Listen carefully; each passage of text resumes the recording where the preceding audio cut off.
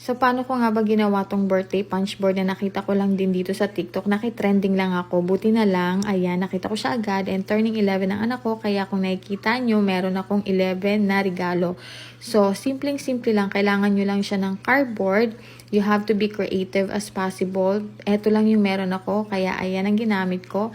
And then dito walang cartolina. Kaya ayan, construction paper lang, hindi construction worker. Construction paper na kulay itim ang aking ginamit. Ayan, ididikit ko lang siya ng ganyan gamit ang aking pandikit. And ayan, tapos gumamit ako dito ng aking birthday banner. Kumbaga, yung tira-tira ko lang to dati. You can use whatever you want. And ito yung ginamit kong cup, coffee cup, styro cup. And pwede rin kayong gumamit ng plastic cup. And ito yung gift tissue. Yung iba tawag dito tissue paper na may kulay. So, ayan ang kulay na ginamit ko. And then, ginupit-gupit ko lang siya ng ganyan. And then, kailangan nyo rin dito ng number. And ito yung mga gagamitin ko rin na materials. Tapos, ayan. So, syempre, 11 siya. So, 11 na number. So, nilagay ko na siya sa loob. And then, nilagyan ko rin ng pandikit yung pinakabibig ng ating cups. Kasi para pag pinunch niya, talagang ano siya, hindi siya lulubog. Tapos, ayan, nilagyan ko na siya ng rubber band.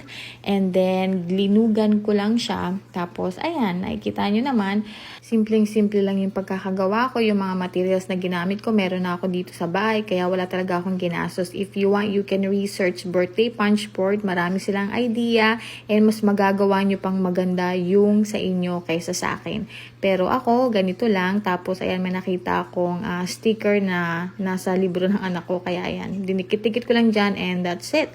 Tapos, ang rules nito is since meron nga akong 11 cups kasi mag-11 na siya. So, araw-araw siyang magpa-punch ng cups hanggang sa 11 birthday niya. Kumbaga, countdown to. And then, may number dyan sa loob. Yung number, imamatch niya dun sa kung ano yung nakalagay dun sa regalo.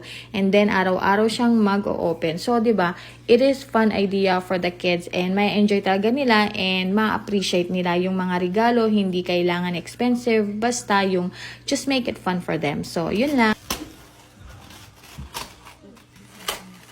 4.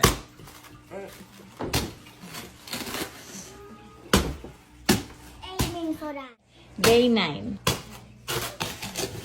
Happy birthday! Thank you.